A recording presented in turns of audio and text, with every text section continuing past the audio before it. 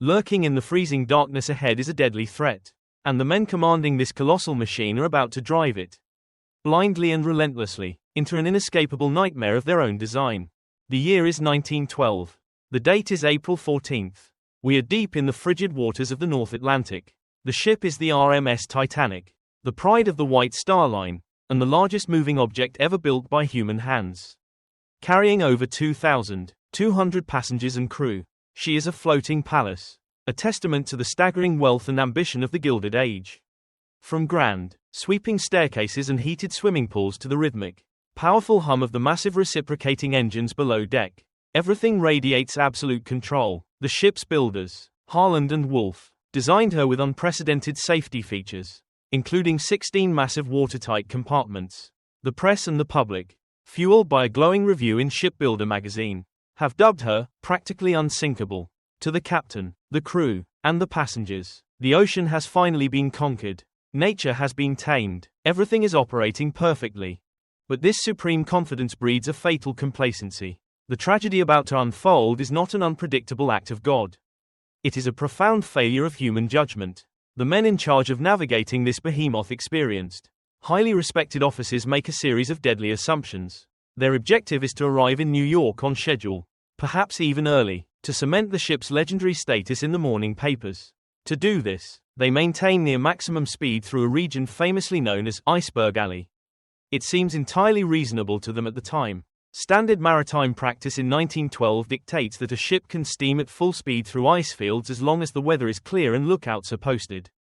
The officers assume that if an obstacle appears, they will simply spot it in time and steer around it. They trust the sheer mass and engineering of their machine more than they respect the unpredictable environment around them. And so, the dominoes begin to fall. Throughout the day of April 14th, the Titanic's wireless room receives no fewer than 6 urgent warnings from other ships. Messages report massive ice fields and sprawling, dangerous bergs directly in the Titanic's path. But there is a critical flaw in the system. The wireless operators are not fully integrated into the ship's navigation team. They are employees of the Marconi Company, and their primary job, their most profitable job, is to send backlogged, mundane personal messages for the wealthy passengers. Warnings are misunderstood. Some are tucked under paperweights. Others are sent to the bridge but dismissed as non-critical by confident officers. The final, most desperate warning, sent from the nearby SS Californian, reports that they are completely surrounded by ice and have stopped for the night. The Titanic's exhausted operator, annoyed by the loud signal interrupting his passenger telegrams, snaps back over the wire, "Shut up. Shut up. I am busy." The Californian's warning is never delivered to the bridge. The Titanic continues sailing, almost blind, into the dark. By 11:30 p.m., the ambient temperature plummets to freezing. The ocean is eerily still a rare phenomenon known as a flat calm. Without waves breaking and crashing at their bases, icebergs become nearly invisible against the black water. High up in the crow's nest, the lookouts peer into the freezing void. Due to a mix-up before leaving port, they have no binoculars. At 11:40 p.m., a massive, dark shadow blocks out the stars. It is right ahead. The lookout rings the warning bell. 1, 2, 3 times. He grabs the telephone. Iceberg, right ahead, on the bridge. Panic erupts. The order is shouted to reverse engines.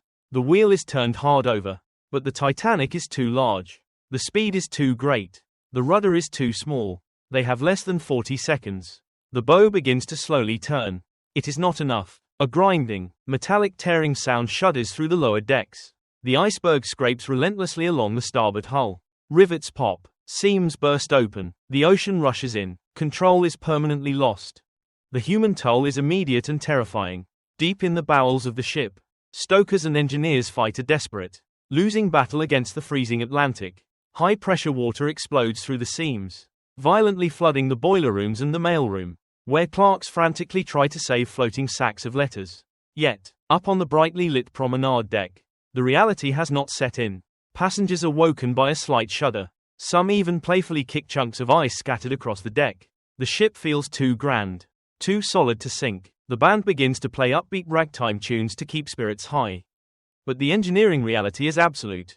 Down in the holds, the ship's designer, Thomas Andrews, calculates the damage. Staring at the ship's blueprints, he realizes the horrific truth.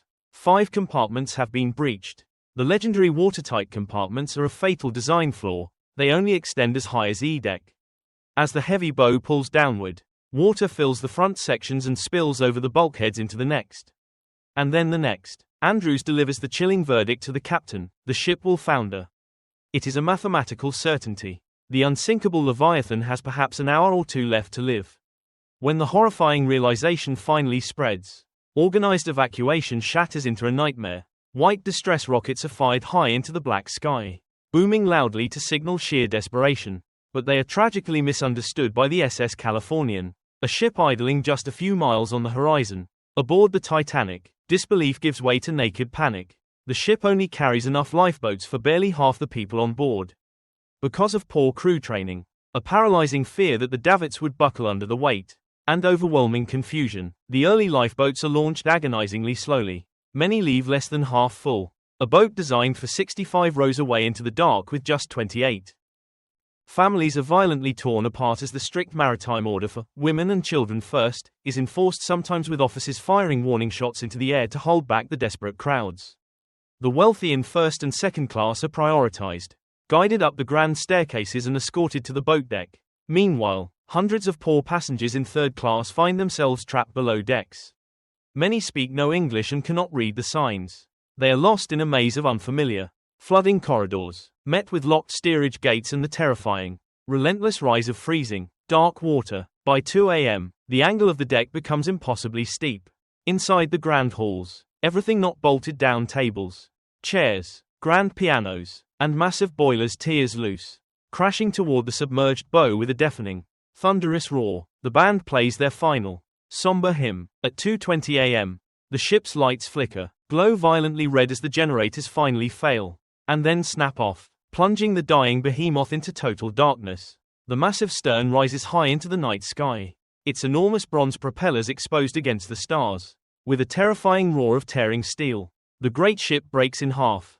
The bow plunges to the bottom, dragging the stern down with it into the abyss. More than 1,500 men, women, and children are thrust into the 28-degree black water. The immediate shock of the cold is lethal, feeling like 1,000 knives piercing the skin. Those in the half-empty lifeboats sit in stunned silence, too terrified of being swamped to row back and pull survivors from the sea.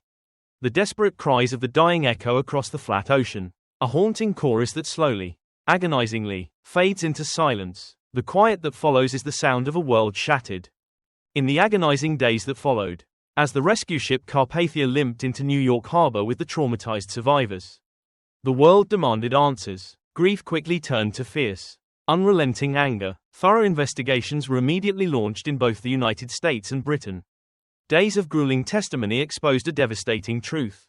The Titanic did not simply sink because it hit an iceberg. It sank because of a catastrophic, entirely preventable chain of human errors. The inquiries stripped away the myth of the unsinkable ship. They revealed the sheer, fatal arrogance of driving a massive vessel at 22 knots, nearly its top speed, through a known, heavily reported ice field in the dead of night. They exposed the systemic failure of the wireless communication protocols, where crucial warnings were treated as mere annoyances rather than life-saving intelligence. Most damning of all, they highlighted the tragic, corporate negligence of outdated maritime laws. The regulations of the time were woefully obsolete, allowing a vessel of Titanic's unprecedented size to legally set sail with lifeboat seats for barely a third of its total capacity. The sheer scale of the Titanic disaster violently reshaped maritime safety forever. The public outcry forced immediate, sweeping changes. It birthed the International Ice Patrol to monitor the North Atlantic. It led to the first International Convention for the Safety of Life at Sea, mandating 24-hour continuous radio watches, mandatory lifeboat drills, and, most importantly, enough lifeboats for every single soul on board. We learned a painful, enduring lesson that night in the freezing Atlantic, that human technology can never outpace the absolute need for vigilance.